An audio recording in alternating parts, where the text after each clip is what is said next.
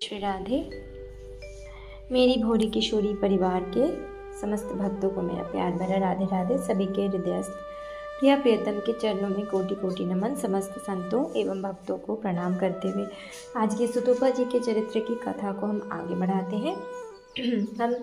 हमने सुना कि प्रज्ञा दीदी उन्हें मदन मोहन जी के लीला के बारे में बता रही थी सुतोपा जी को, जहाँ उन्होंने कहा कि मदन मोहन जी अब परशुराम चौबे के पास से श्री सनातन गोस्वामी के पास आने वाले थे। तो उन्होंने श्री सनातन गोस्वामी को सपने में दर्शन देकर कहा कि चौबे नियमों का पालन नहीं करता, तो तुम मुझे वहाँ से लेकर के आ जाओ।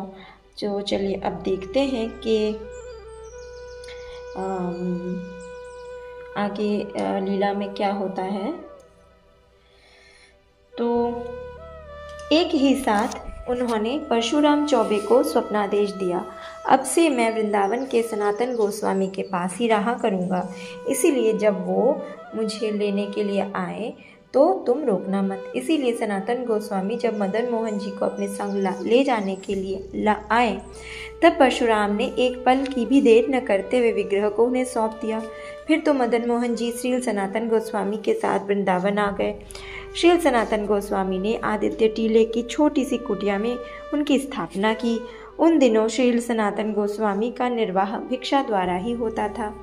दिन भर भिक्षा मांगने के बाद सांझ को अपनी कुटिया में लौटकर चूल्हा जलाकर थोड़ा कुछ पका लेते थे, फिर उसका भोग लगाकर स्वयं प्रसाद पाते थे।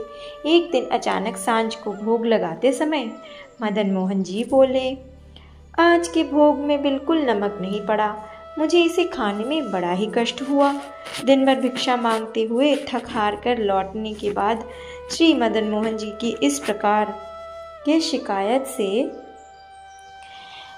सनातन गोस्वामी बड़े क्रोधित हुए। जय हो भक्त और भगवान की। कहने लगे, घर में नमक न हो तो मैं क्या करूं? अमीरों के घर में रहते रहते तुम्हारी तो आदत ही बिगड़ गई है और तुम्हारी जीभ भी तो राजसिक बन चुकी है। तुम्हारे उस राजसिक जीभ को तृप्त कर पाना क्या मुझ जैसे भिक्षुक के लिए संभव है? आज नमक मांग रहे हो, कल तो लड्डू पूड़ी मांगोगे, उन सब का प्रबंध मैं कैसे करूँगा? अब तो बस दो ही उपाय हैं, या तो तुमको फिर से परशुराम चौबे के पास ले चलता हूँ, या फिर तुम्हारे इस राजसी शौक को पूरा करने के लिए तुम स्वयं कुछ प्रबंध कर लो। मदन मोहन जी का मन परशुराम चौबे के घर लौट जाने को जरा भी न हुआ, इसीलिए उन्होंने शौक पूरा करने के लिए अपना प्रबंध स्वयं ही कर लिया। पर यह प्रबंध मदन मोहन जी इतनी शीघ्रता से कर लेंगे, इसकी आशा श्री सनातन गोस्वामी को न थी। दूसरे दिन एक अपूर्व घटना घटी। मुल्तान के विशिष्ट व्यवसायी रामदास कपूर तब यमुना से अपनी नाव में आगरे की ओर जा रहे थे। अचानक ही नाव यमुना के रेत में फंस गई। मांझी और मल्लाह बहुत प्रयासों के पश्चात भी रामदास कपूर की नाव को नदी के तट पर न ले जा सके। रामदास कपूर तो चिंता के मारे अपना सिर पकड़कर बैठ गए कि अब क्या होगा। ठीक उसी समय एक सांवले बालक के स्वरूप में मदन मोहन जी यमुना के तट पर आकर खड़े हो गए। बड़ी ही वहीं से खड़े होकर रामदास कपूर से चीख कर बोले, इस आदित्य टीले के ऊपर एक सिद्ध साधक सनातन बाबा रहते हैं, उनका नाम लेते ही नाव अपने आप झट इस तट पर चली आएगी। जय हो। यद्यपि बालक की बात पर उनको पूरा विश्वास न था, पर डूबते हुए मनुष्य के लिए तिनके का सहारा भी बहुत है। इसीलिए उस बालक के वचनों पर विश्वास करके उन्होंने सनातन बाबा का नाम लिया। ये देखकर उनके आश्चर्य की कोई सीमा नहीं रही कि वह नाव अपने ही आप तेजी से उस रेत से निकलकर किनारे की ओर जाती हुई कुछ ही मिनटों में यमुना के तट पर आकर खड़ी हो गई। रामदास कपूर इस घटना की आकस्मिकता से इतने हैरान हुए कि शब्दों में जिसका वर्णन असंभव है। तभी उन्होंने मन ही मन निश्चय किया कि इन सनातन बाबा का दर्शन अवश्य करना चाहिए। इसीलिए पहले ही तट पर पहुंचकर उस बालक को खोजने लगे। तब तक तो मदन मोहन जी वहां से अंतर्ध्यान हो चुके थे, इसीलिए रामदास उनको खोज न पाए। तब उन्होंने तय किया कि अब अकेले ही वे आदित्य टीले के सिद्ध साधक सनातन बाबा के पास जाएंगे। अपने विचार के अनुरूप वैसा ही उन्होंने किया। रामदास कपूर अकेले ही आदित्य टीले पर गए, श्री सनातन गोस्वामी के दर्शन किए, उनको अपने इस अलौकिक अनुभव के बारे में स्पष्ट रूप से सब कुछ बताया। सब कुछ सुनकर मुस्कुराते हुए श्री सनातन गोस्वामी रामदास कपूर से बोले कि इन लीलाओं के नायक उनके द्वारा नित्य सेवित विग्रह मदन मोहन जी हैं और किस परिस्थिति के कारण उन्होंने लीला की। सब कुछ सुनकर रामदास कपूर इस बात को समझ गए कि मदन मोहन जी की सेवा के लिए शीघ्र ही एक मंदिर निर्माण करवाना आवश्यक है। अतः उन्होंने काली दह पर मदन मोहन जी का मंदिर बनवाया। प्रज्ञा दीदी की बातें समाप्त होते होते हम मंदिर के सामने तक आ गए थे। मंदिर बिल्कुल खाली पड़ा था, एक भी दर्शनार्थी दिखाई नहीं दिया। बस केवल कुछ वैष्णव वहाँ बैठे नाम संकीर्तन कर रहे थे। जगमोहन के ऊपर कोई छत न थी। सूरज से आती हुई मीठी मीठी धूप मानो भक्तों पर अपना स्वर्णिम आशीष लुटा रही थी। जय जय श्री राधे। प्रसंग का अगला भाग अगले ऑडियो में सुनते हैं। यह प्राचीन मंदिर पत्थरों का बना हुआ है। लाल पत्थर की दीवारों पर राजस्थान की बारीक कलाकृतियाँ अत्यंत मनमोहक है। मंदिर के गर्भगृह में विराजित हैं मदन मोहन जी का विग्रह, पर श्री सनातन गोस्वामी के द्वारा पूजित विग्रह नहीं है। वह विग्रह तो औरंगजेब के आक्रमण के समय से ही जयपुर में पूजे जा रहे हैं। यह विग्रह तो उन मदन मोहन जी की ही प्रतिनिधि विग्रह है। उनके अतिरिक्त इस मंदिर में निताई गौर का विग्रह भी दिखाई दिया। इस प्राचीन मंदिर के पास में ही है नंद कुमार वसु के द्वारा निर्मित नया मंदिर। इस कारण प्राचीन मंदिर का दर्शन करते हुए हम 6 सीढ़ियाँ चढ़कर इस मंदिर में आ गए। यहाँ भी जगमोहन तथा गर्भगृह है। गर्भ मंदिर के सिंहासन पर मदन मोहन जी तथा श्री राधा जी का विग्रह सुशोभित है। मदन मोहन जी का मंदिर दिखाते हुए बोले, चलो तुम्हारे गोपाल की फरमाइश के मुताबिक वृंदावन के विशिष्ट मंदिरों का दर्शन तो तुम्हें करवा दिया। अब केवल कालियादमन घाट का दर्शन करवाने से मेरा काम खत्म हो जाएगा। जय जय श्री राधे। चलो अब उधर ही चले। प्रज्ञा दीदी के कहे अनुसार हम कालियादमन घाट की ओर चल दिए। सामने ही वह घाट है। यहाँ से बस कुछ ही मिनटों का रास्ता है, इसीलिए पैदल ही जाने लगे। जाते जाते प्रज्ञा दीदी से मैंने पूछा, वृंदावन के श्रेष्ठ मंदिरों का दर्शन तो कर लिया, इसके अलावा भी तो और भी कई और विशिष्ट मंदिर हैं, क्या मैं उन मंदिरों का नाम जान सकती हूँ? ज़रूर जान सकती हो। मंद मंद मुस्कुराते हुए प्रज्ञा दीदी कहने लगी, वृंदावन के अन्य विशिष्ट मंदिरों में से ही हैं श्री चैतन्य महाप्रभु के पार्षद लोकनाथ गोस्वामी तथा गोकुलानंद के द्वारा प्रतिष्ठित राधा विनोद मंदिर, महाप्रभु के पार्षद गोपाल भट्ट गोस्वामी के द्वारा प्रतिष्ठित राधा रमन जी का मंदिर, श्यामानंद प्रभु के द्वारा प्रतिष्ठित श्याम सुंदर जी का मंदिर, कृष्णदास कविराज गोस्वामी के द्वारा प्रतिष्ठित राधा माधव जी का मंदिर, गोपाल भट्ट के शिष्य ध्यान चंद्र के द्वारा प्रतिष्ठित राधाकांत मंदिर, सेठ गोविंद दास तथा सेठ राधा कृष्ण के द्वारा प्रतिष्ठित रंगनाथ जी का मंदिर, लाल बाबू के द्वारा प्रतिष्ठित कृष्णचंद्र जी का मंदिर, लखनऊ के कुंदन लाल तथा फुंदन लाल के द्वारा प्रतिष्ठित शाह बिहारी जी का मंदिर, स्वामी रसिक देव जी के द्वारा प्रतिष्ठित रसिक बिहारी जी का मंदिर, गोस्वामी हरिवंश जी के द्वारा प्रतिष्ठित राधा वल्लभ जी का मंदिर, हेतमपुर के महाराजा रामरंजन चक्रवर्ती के द्वारा प्रतिष्ठित अष्टसखियों का मंदिर, इस्कॉन कमेटी के द्वारा प्रतिष्ठित संगमरमर का इस्कॉन मंदिर, राजा रघुराज सिंह द्वारा उनके उत्तराधिकारियों के द्वारा निर्मित सवामन शालिग्राम मंदिर, आनंदी बाई द्वारा प्रतिष्ठित श्री राधा आनंद वल्लभ मंदिर, मीराबाई के भक्तों के द्वारा निर्मित मीराबाई का मंदिर, स्वामी बलदेव आचार्य द्वारा प्रतिष्ठित गोदा विहार मंदिर, महाराजा सिंधिया जियाजी राव द्वारा निर्मित ग्वालियर मंदिर, गोपाल गुरु द्वारा प्रतिष्ठित राधाकांत मंदिर, सुदामा दास जी द्वारा प्रतिष्ठित अवध बिहारी मंदिर, बाबा रामानंदी साधु द्वारा प्रतिष्ठित जगन्नाथ देव मंदिर, लीलानंद ठाकुर द्वारा प्रतिष्ठित पागल बाबा का मंदिर, शिशिर कुमार घोष के द्वारा प्रतिष्ठित गौरांग महाप्रभु का मंदिर, माधव सिंह के द्वारा प्रतिष्ठित जयपुर मंदिर। वृंदावन में इसके अतिरिक्त भी सैकड़ों मंदिर हैं, पर मंदिरों की संख्या चाहे कितनी भी क्यों न हो, प्रत्येक मंदिर में ही श्री राधा कृष्ण ही दिखाई देते हैं। और क्यों न हो, वृंदावन तो वास्तव में महाराज तीर्थ है। इस कारण रासेश्वर श्री कृष्ण या रासेश्वरी श्री राधा यहाँ के प्रत्येक कण कण में समाये हुए हैं। देखते ही देखते हम तो कालियादमन घाट के पास आ गए। उस ओर देखते हुए प्रज्ञा दीदी कहने लगी, वृंदावन के मंदिर, वन तथा कुंज गलियों की भांति यहाँ के यमुना के किनारों पर बने हुए घाट भी बड़े महत्वपूर्ण हैं। कालियादमन घाट के अतिरिक्त यहाँ का श्रृंगार घाट, जहाँ पर श्री कृष्ण ने श्री राधा रानी का श्रृंगार किया था, गोविंद घाट, जहाँ के रास मंडल से श्री कृष्ण अंतर्ध्यान होने के बाद गोपिकाओं के समक्ष प्रकट हुए थे, चीर घाट, जहाँ श्री कृष्ण ने गोपियों का वस्त्र चुराते हुए उनको लज्जा दान देकर इसकी शिक्षा दी थी कि कार्तिक महीने में माता कात्यायनी देवी का व्रत करते हुए किसी नदी या सरोवर में नग्न स्नान करने पर वरुण देव का अपराध हो जाता है।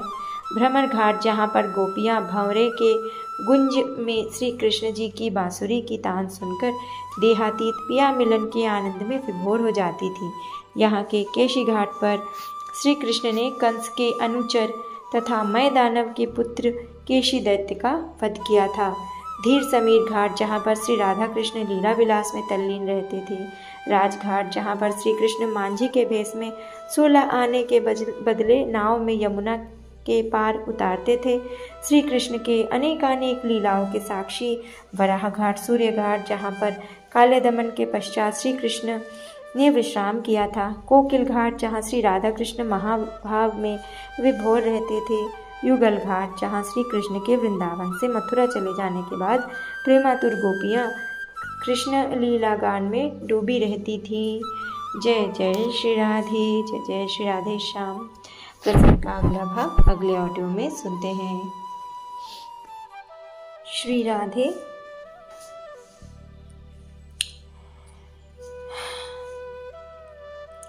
तो अब प्रसंग को आगे बढ़ाते हैं। विहार घाट, जहाँ युगल विहारी नौका विहार में मगन रहते थे, और है अंधेर घाट, जहाँ पर श्री कृष्ण वृषभानु नंदिनी तथा अन्य सखियों के साथ आँख मिचौली खेला करते थे। द्वापर युग में इन प्रत्येक घाट के नीचे से कलकल करती हुई यमुना जी बहती थीं। कृष्ण प्रिया यमुना निरंतर प्रवाहित होती हुई अपने प्राणेश्वर श्री कृष्ण की ओर एकटक निहारती रहती थी। शायद आज भी यहाँ से बहते हुए उनको उस सुनहले अतीत की स्मृति याद आती होगी। हो सकता है आज भी वह अपने प्राणेश्वर को इसी प्रकार ढूंढती फिरती है। इसका कारण यही तो है कि समय के प्रवाह की हर लहर अपनी गति से बहती हुई, चाहे गगनचुंबी मीनार की भांति एक के बाद एक पहाड़ खाकर धरती पर ही क्यों न पछाड़ खाकर धरती पर ही क्यों न टूटती रहे। वृंदावन में तो श्री कृष्ण सूक्ष्म रूप से आज भी सदा सदा के लिए बसते हैं। उस द्वापर युग से लेकर आज तक हर एक कण कण में वही परिव्याप्त है। यहाँ तक कहती हुई प्रज्ञा दीदी जरा रुकी। हम कालियादमन घाट के विशाल कदम्ब वृक्ष के सामने आ चुके थे। इस प्राचीन वृक्ष के नीचे श्री कृष्ण के चरण चिन्ह अंकित हैं, पर यह बिल्कुल स्पष्ट है कि यह चिन्ह कोई बहुत अधिक प्राचीन समय का नहीं। कभी अतीत काल में नीली यमुना की धारा यहीं से होकर बहती थी, पर आजकल काफ़ी दूर हट गई है। इसलिए घाट के नीचे अभी केवल रेत ही रेत दिखाई देती है। मैं यमुना के उस रेतीले ढलान की ओर देख रही थी, इसीलिए प्रज्ञा दीदी मेरा ध्यान इधर खींचने के लिए बोली, उधर नहीं इधर देखो। श्री चैतन्य देव भागवत में इसी कदम वृक्ष को ही केली कदम वृक्ष के रूप में वर्णन करते हैं। कालियादमन लीला में श्री कृष्ण यहीं से यमुना जी में कूद गए थे और फिर कालियानाग के फनों पर चढ़कर तांडव नृत्य शुरू किया था। उस प्रज्ञा दीदी कहती रही, पर उनकी आवाज़ धीरे धीरे इतनी धीमी हो गई कि मुझे कुछ सुनाई नहीं पड़ रहा था। उसके बदले मेरे कानों में बांसुरी की मीठी सी तान सुनाई देने लगी। यमुना के उस अत्यंत अनंत बालू में वह तान सुनाई देती रही। क्या मनमोहक सुर है। क्या मिठास है सुर में, और कितनी उदास कर देने वाली तान। ऐसा लगता है कि यमुना के उस रेतीले ढलान से आती हुई बांसुरी की मधुर तान महाप्रकृति के चारों दिशाओं में फैलती जा रही है। उसकी मधुर गूंज से सारा आकाश, वायु और प्रकाश का प्रत्येक तरंग झंकृत हो रहा है। लगता है कि आसपास और कोई नहीं है। सारी पृथ्वी का कोई दूसरा शब्द कानों में सुनाई नहीं पड़ रहा, जैसे कि निरंतर निःशब्द चिरमौन इस जग के चारों ओर व्याप्त है वही मधुर मनोहर सुर। देखते ही देखते हम अपने तन मन की सुध-बुध गवा बैठी। मेरे तन मन का एक एक तार उस मधुर सुरीले तान से झनकृत होने लगा। ठीक तभी एक आश्चर्यचकित कर देने वाला दृश्य मेरे आंखों के सामने उभरने लगा। कुछ ही पलों में यमुना का वह अनंत बालुका राशि की जगह यमुना का नीला जल दिखाई देने लगा, और उस बहती हुई धारा के ऊपर बीच में खड़े होकर एक 7-8 साल का सांवला सा बालक बांसुरी बजा रहा था। बड़ी सलोनी सी प्यारी सी सूरत है उसकी।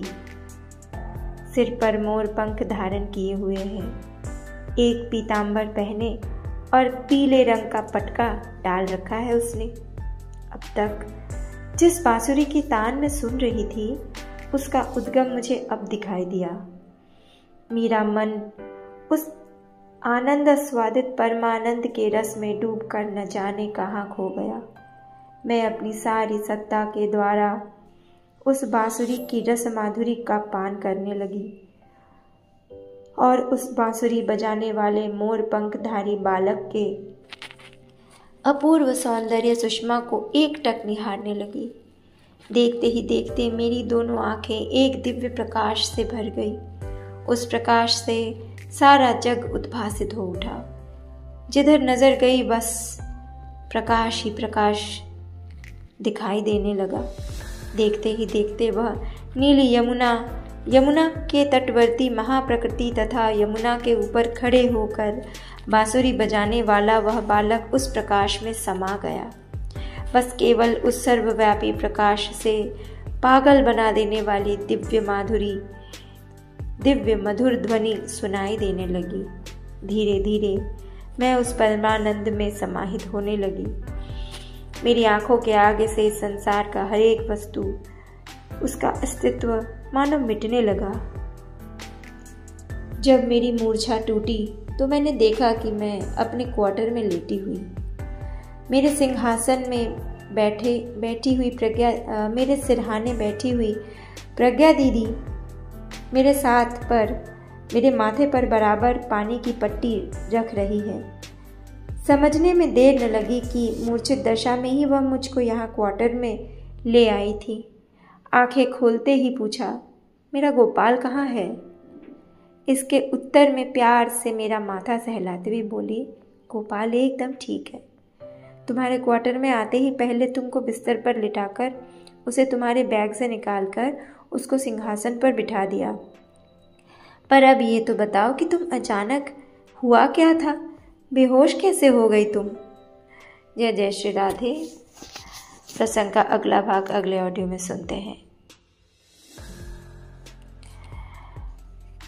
मैं जानती हूँ कि इस प्रकार के दर्शन या उपलब्धि की बात किसी से कहनी नहीं चाहिए, पर आज जिस प्रकार से प्रज्ञा दीदी ने मुझे वृंदावन का दर्शन करवाया, फिर मेरी बेहोशी की हालत में मुझे यहाँ तक ले आई और बराबर मेरी सेवा किए जा रही थी, उससे ये नहीं लगता कि उनसे कुछ छिपाना चाहिए।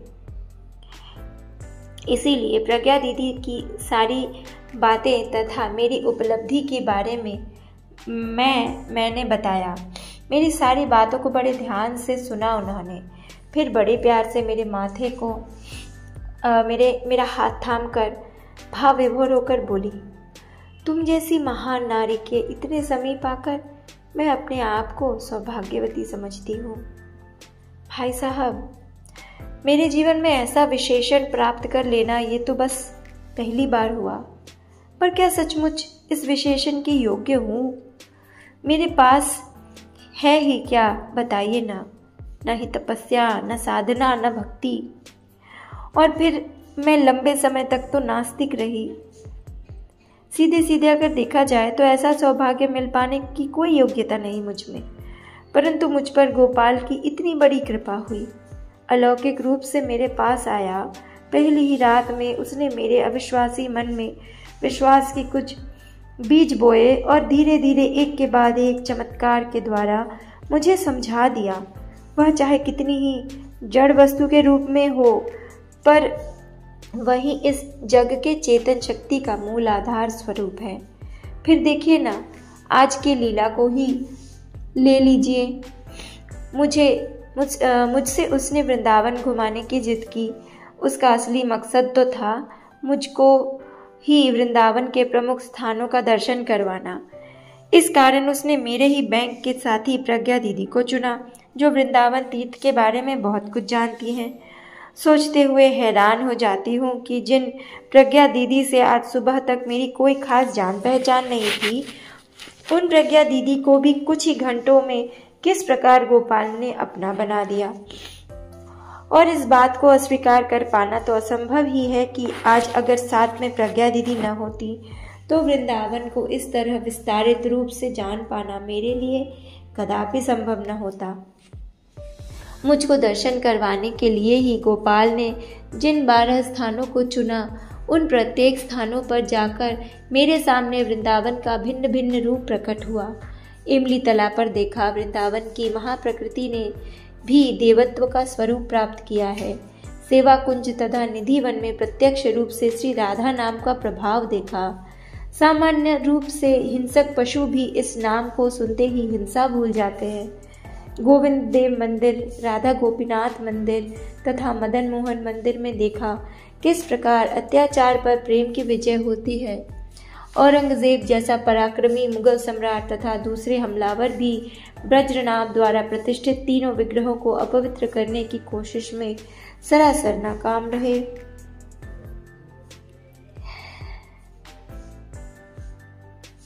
उन विग्रहों का कुछ भी नहीं बिगाड़ पाए।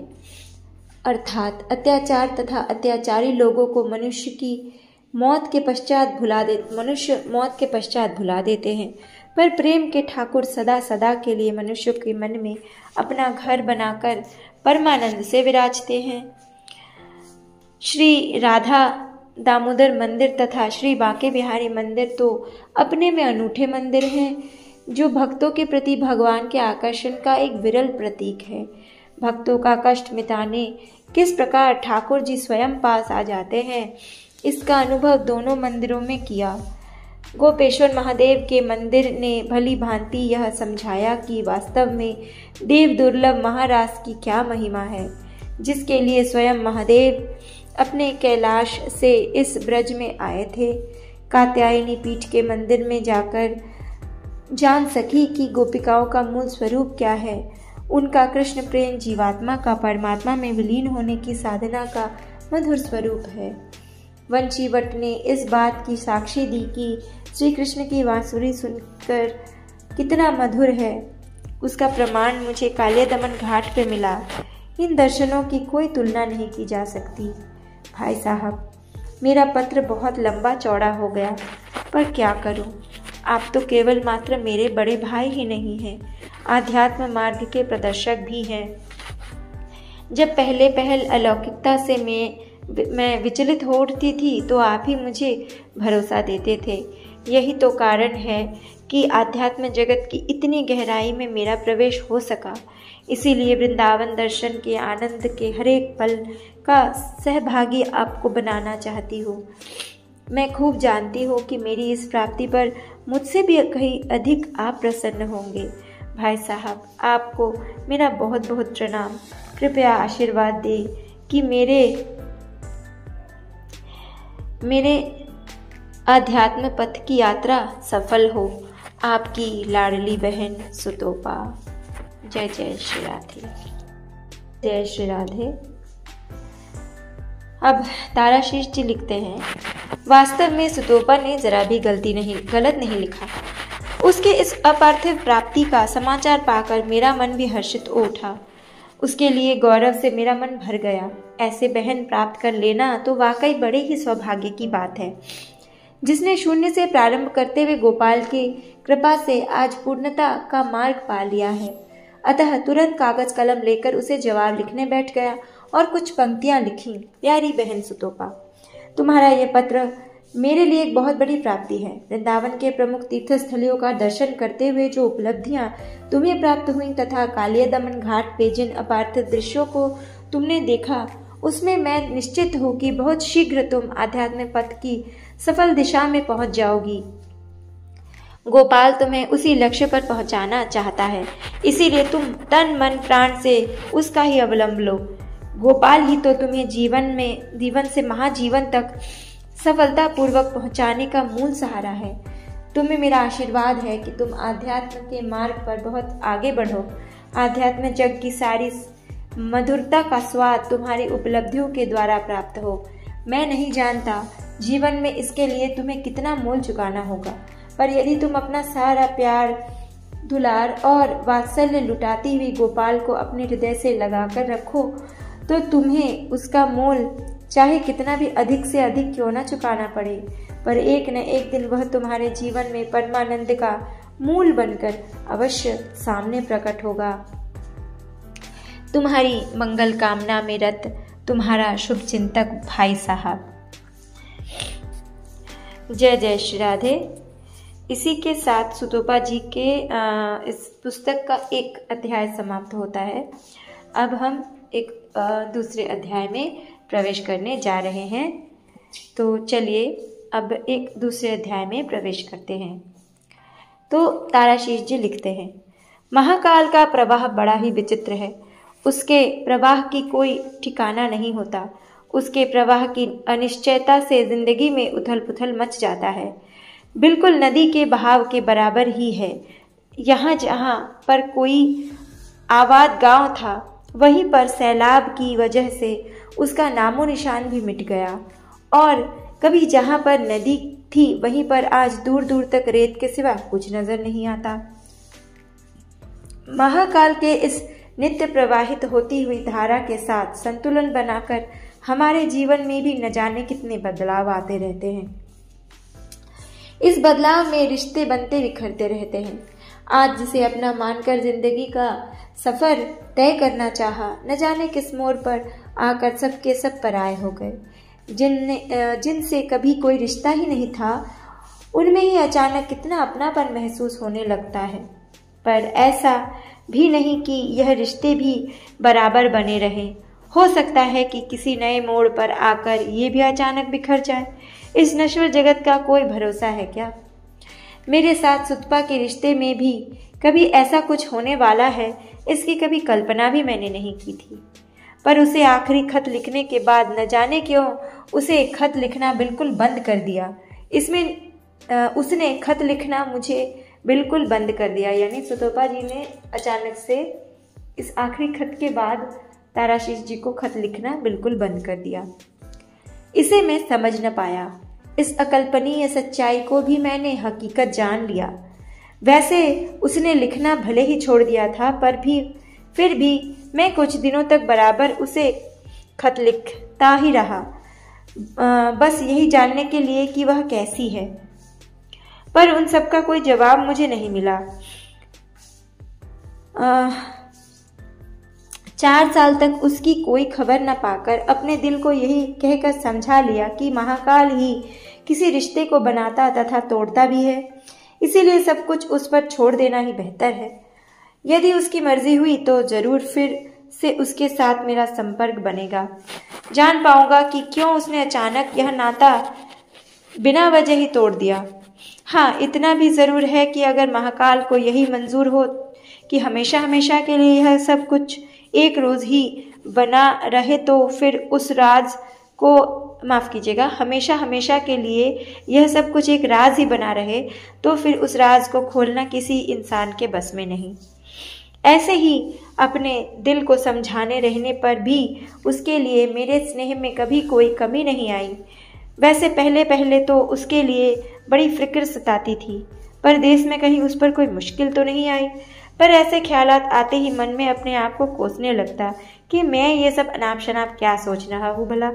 जब गोपाल जी ने स्वयं एक एक करके चमत्कारों की जरिए उसकी नास्तिकता को जड़ से मिटाकर उस पर इतनी कृपा की है, फिर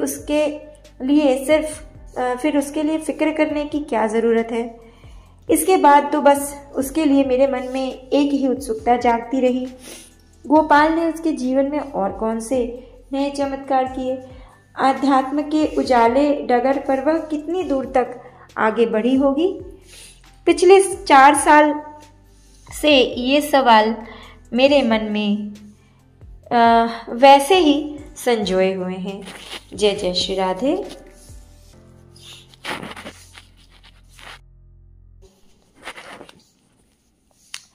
पर सन 2003 को अचानक इन सवालों के जवाब मिलने की एक नई सूरत नजर आई।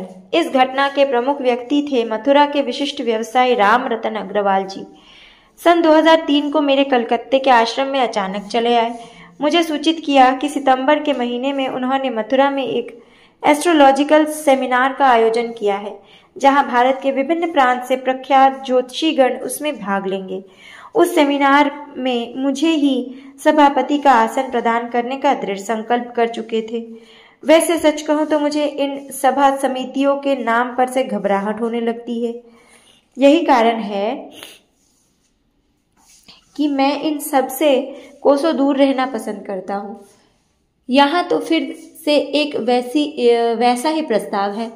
मैं इस प्रस्ताव पर सरासर असहमत हो जाता, पर 2 वजह से कुछ रुक गया। पहला कारण था कि सेमिनार के आयोजन के पीछे का मूल उद्देश्य था, चारों ओर आजकल एक यही चर्चा चली है कि ज्योतिष शास्त्र दरअसल पाखंड का दूसरा नाम है।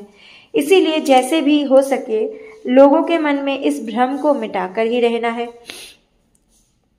राम रतन जी के इस प्रयास में सहयोग देकर एक ज्योतिष प्रेमी के हैसियत से इस प्रकार की गलतफहमी को जड़ से मिटाकर उनके इस प्रयास को सफल बनाने के लिए मुझे भी अवश्य आगे बढ़ना चाहिए। कुछ समय पहले मैंने ज्योतिष शास्त्र के कृष्णमूर्ति से लंबे समय तक इसका अभ्यास किया। प्रोफेसर कृष्णमूर्ति के सुयोग्य पुत्र तथा उत्तराधिकारी प्रोफेसर हरिहरन के समीप तथा उसी सिलसिले में चेन्नई के KP stellar astrological research institute से ज्योतिष विश्वरत्न KP होरारत्न तथा ज्योतिष वाचस्पति की डिग्री भी प्राप्त की है। वैसे डिग्री प्राप्त कर लेना मेरे लिए सामान्य बात है।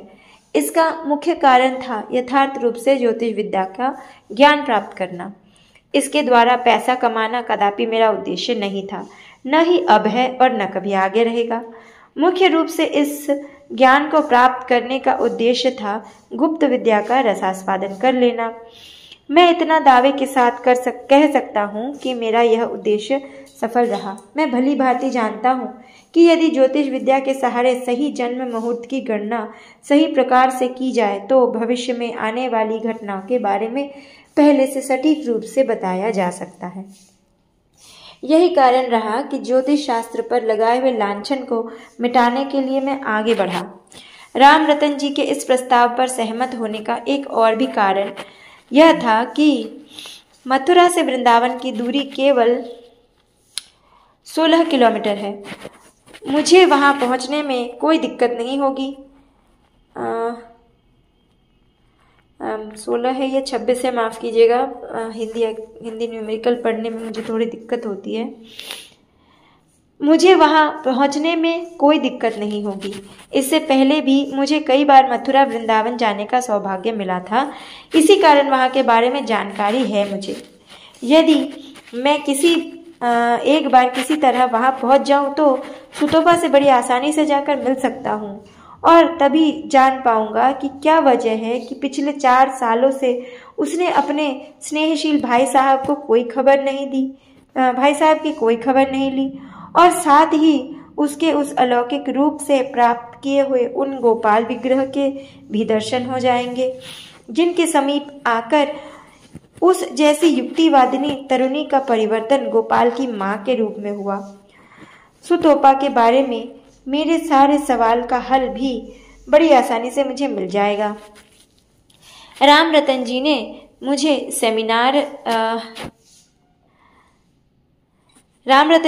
सेमिनार को निर्धारित करने के लिए कहा। सेमिनार का दिन भी निर्धारित बताया। इसके लिए रविवार 28 सितंबर की तारीख निश्चित की गई थी। इस कारण हवाई जहाज से मेरा दिल्ली जाना 27 सितंबर की शाम को तय हुआ। अगले हफ्ते तक मुझे फ्लाइट की टिकट भेज देंगे। दिल्ली के हवाई अड्डे से मेरे लिए गाड़ी की भी व्यवस्था रहेगी। वह गाड़ी मुझे मथुरा ले जाएगी। रात भर होटल में आराम करने के बाद दूसरे दिन सुबह से वह सेमिनार शुरू होगा। सवेरे के 10 बजे से शाम 6 बजे तक वहाँ मुझे लगातार हाजिर रहना है। फिर सोमवार सवेरे 10 बजे की फ्लाइट से मुझे कलकत्ता लौटना है। सेमिनार का पूरा कार्यक्रम बताते हुए मुझसे राम रतन जी ने पूछा कि मैं इसके लिए मेहनताना स्वरूप कितने पैसे लूँगा। इसके उत्तर में मैंने उनसे कहा, मुझे पारिश्रमिक के तौर पर कुछ नहीं देना है। हाँ, बस इतना ज़रूर है कि 28 सितंबर की शाम को सेमिनार खत्म होने के बाद मुझे ज़रा वृंदावन जाने का इंतज़ाम करवा दे। वहाँ मुझे किसी से मिलना बहुत ज़रूरी है। मेरी बात सुनकर खुशी से वे इस शर्त को मान गए। वो बोले, आप इस बात की फिक्र बिल्कुल ना करें। इस बात की सारी जिम्मेदारी आप मुझ पर छोड़ दें। आप सिर्फ मेरे सेमिनार के बारे में सोचें। बस वह कामयाब होना चाहिए। जय जय श्री राधे। आज सेवा को यही विश्राम देते हैं। सेवा को पढ़ते हुए मुझसे जो जो भी गलतियां हुई हैं उन सब के लिए मैं माफ़ी मांगती हूँ। अब देखते हैं आगे, अगले वीक में देखेंगे कि आगे ताराशीष जी क्या जाकर वहाँ से सुतोपा जी से मिल पाते हैं क्या नहीं, और कारण ढूंढ पाते हैं या नहीं कि 4 सालों से सुतोपा जी ने उन्हें खत क्यों नहीं लिखा। तो आप सभी लीला को आनंद पूर्वक सुनिए। जय जय श्री राधे सभी को।